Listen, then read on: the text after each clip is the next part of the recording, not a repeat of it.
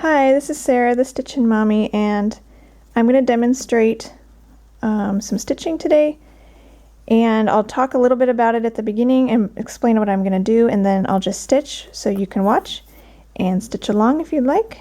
The method I'm going to show you today is diagonal cross-country parking, and it's essentially a variation on working in columns on a full coverage piece. However, normally if I work in columns, I like to go past the column line on a chart so that it doesn't leave column like visible vertical lines on your stitching, which sometimes happens if you only stop right along this line. However, I'm going to do a challenge this coming year where I'm going to count my stitches, and with this feathering it would make that a little bit difficult. Doable, but more difficult than if you were just to do block by block.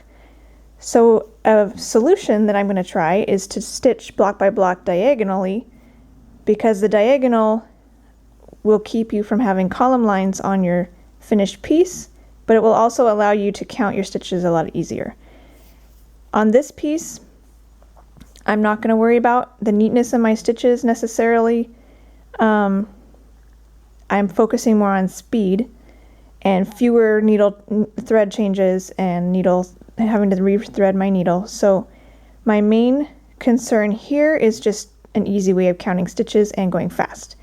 So I'm just going to pick whatever this particular color on my needle is, the symbol 5 on my chart right here.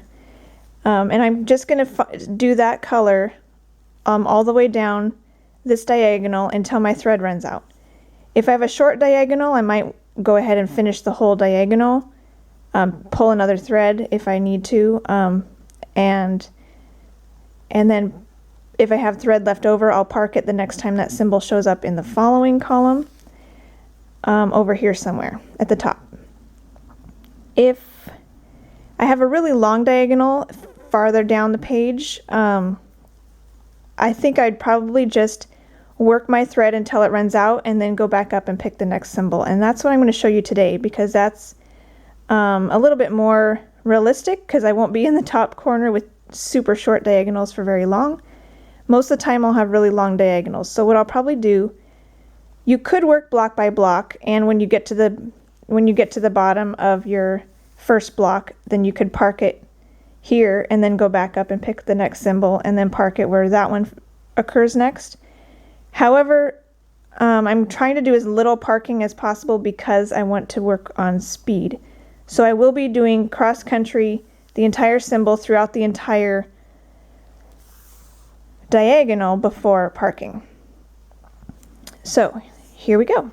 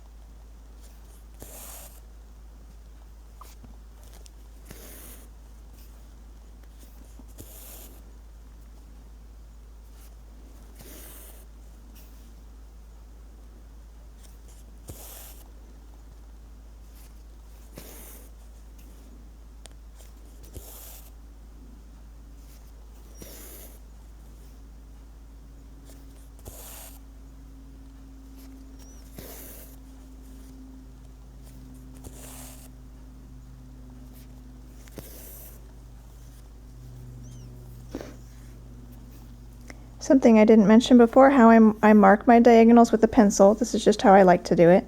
I mark it through the corners of the 10 squares with the pencil so that I know where to stop, where to start my next diagonal. So I'm getting close to the end of this line.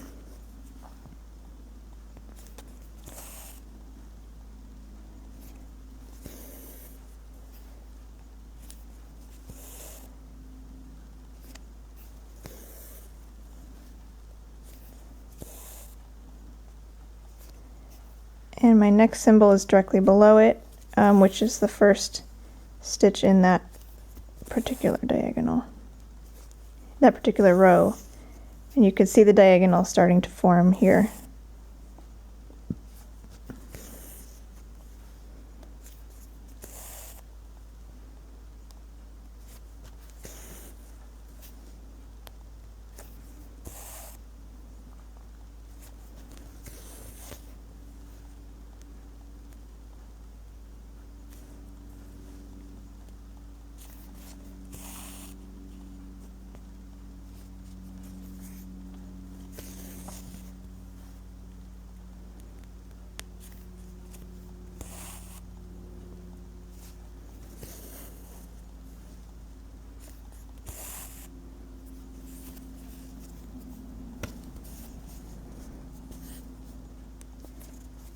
That out of the way.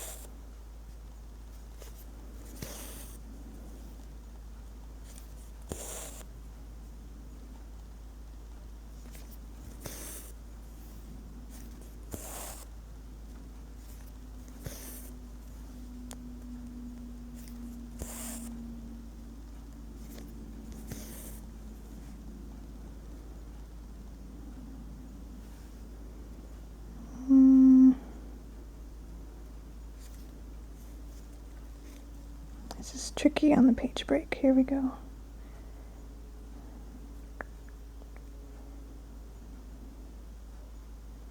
This is this one. So it's here.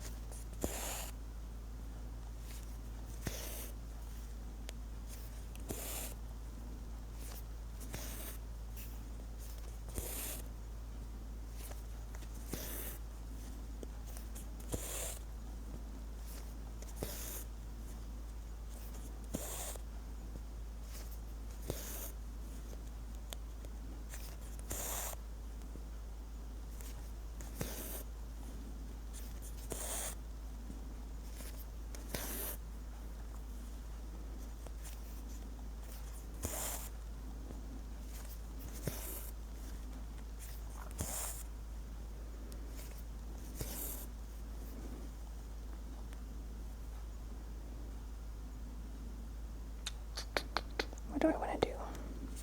Let's come down here. It's not right. Let's see. It should be. Yeah, it is.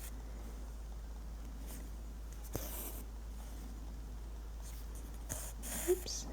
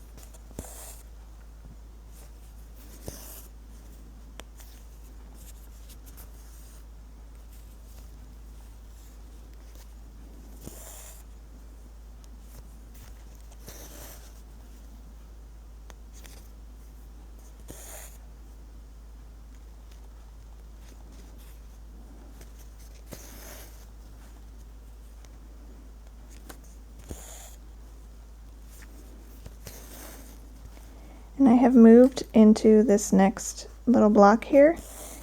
That could be a good time to stop and mark things.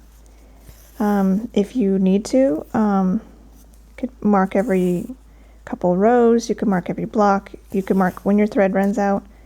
It depends on how confusing it is when you're looking at it. If it's looking pretty confusing, mark your chart as often as you need to stay on track. If it's an easier section, you could wait, because that takes time away from stitching and slows you down. So if you're still tracking with what you're supposed to be doing, just wait to mark until you're at a good stopping point.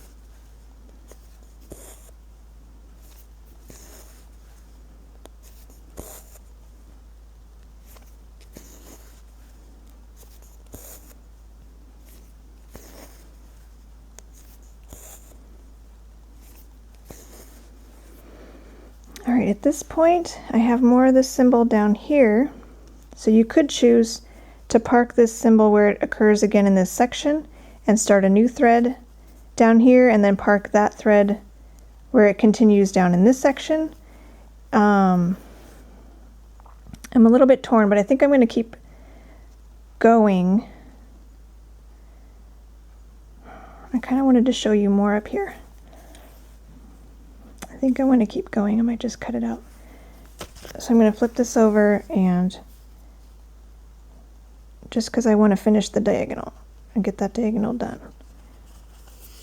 I'm going to run it under my stitches, and this is mainly because I stitch in hand and I don't want it to pull pull the fabric. So I'll resume down here where it continues.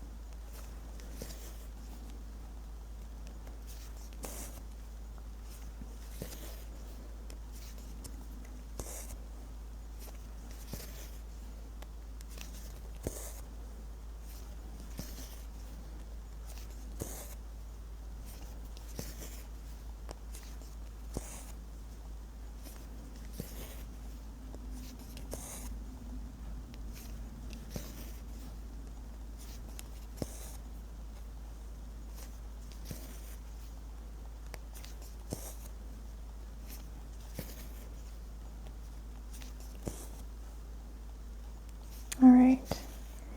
Now again, if you had parked this thread up here, then you'd go look down here for somewhere to park your thread down here and have two of the same symbol parked in the next column or the next diagonal. I'm going to go ahead and tie this off and then restart it in the next top of the next diagonal. So I'll snip this, run it under some threads and snip it. And then I'll go back to the top, and it looks like it's at the very, very top of the next diagonal, so I'll go all the way back to the top and run it under a few stitches up here. And in order to make sure it's secure, I don't want my parked thread falling out.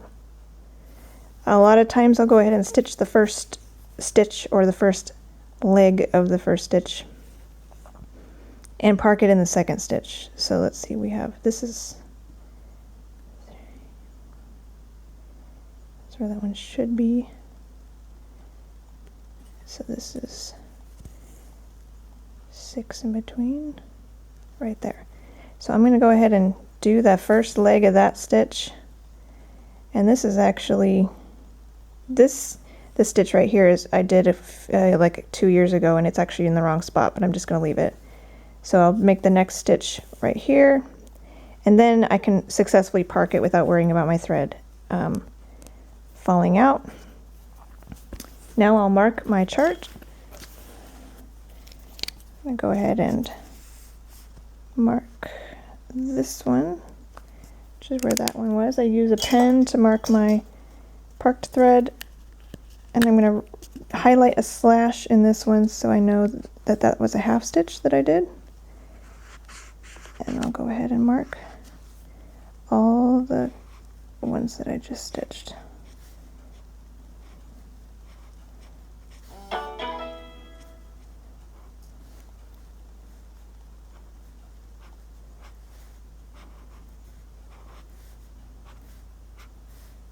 And again, feel free to mark things more frequently if that is necessary.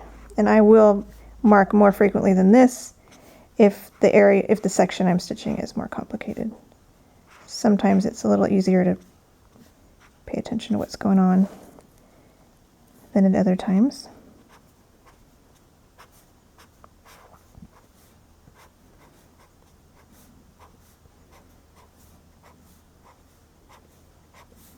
All right, now I'm going to go back to the top of my diagonal and check for the next symbol that is unstitched, which is the symbol 2.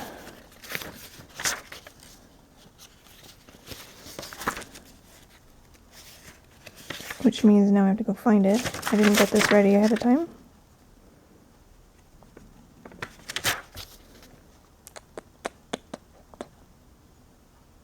There it is. It's one color, which is nice and easy. Alright, so looks like I need a new one. So I'll make a long one because this will be a single, it's not a blend. A lot of the colors in this sky are blends. This one is not, so I will be doing the loop start, making a long one. And I don't have any special way of measuring. I probably should, because then they'd be all the same length. But I'm too lazy for that. Wind the rest of this back on here for another day. Of course it knots on camera. Thread knows when to be stubborn.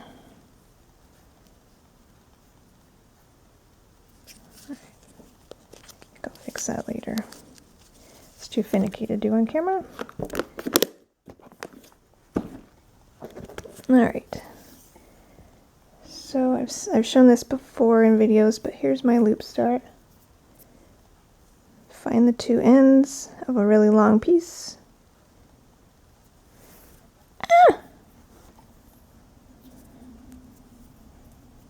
Alright. There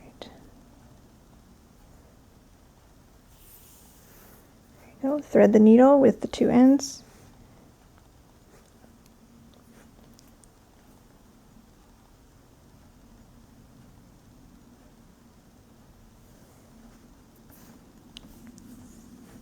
You end up with a loop. Let's go back to our chart.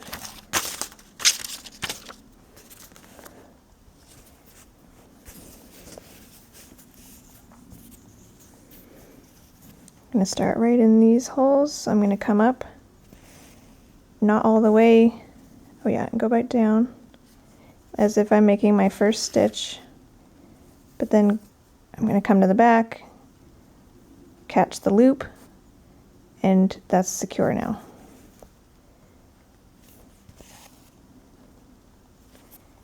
So now I'm going to work this color.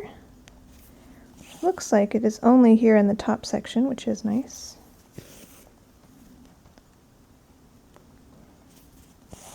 And then I'll show you when I start with one of these parked threads, because that'll be the next color that's here.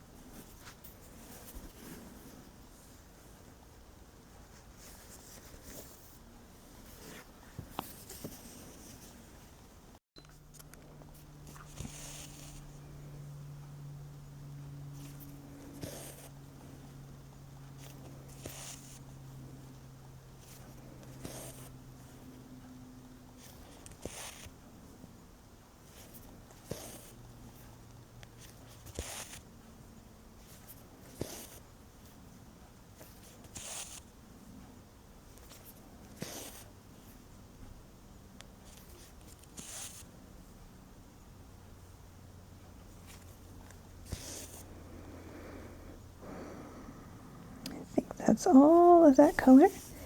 So we're going to go over into the next column and park it.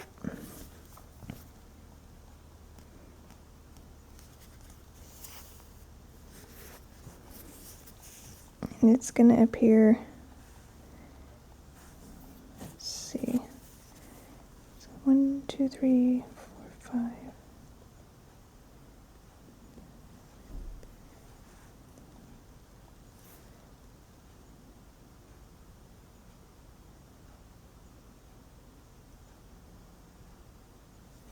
Hope I'm doing this right.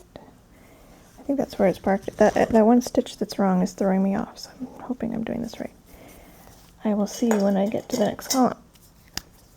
And I will mark that.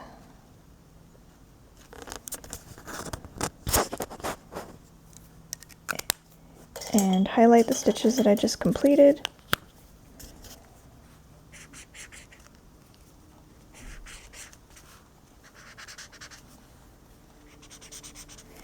And then the next symbol in this column is one I've already parked. So I know that that's this particular symbol because that's where it's marked, that's where it's sitting. So that's how I know that's that color. So I can confidently use it for the symbol throughout this diagonal.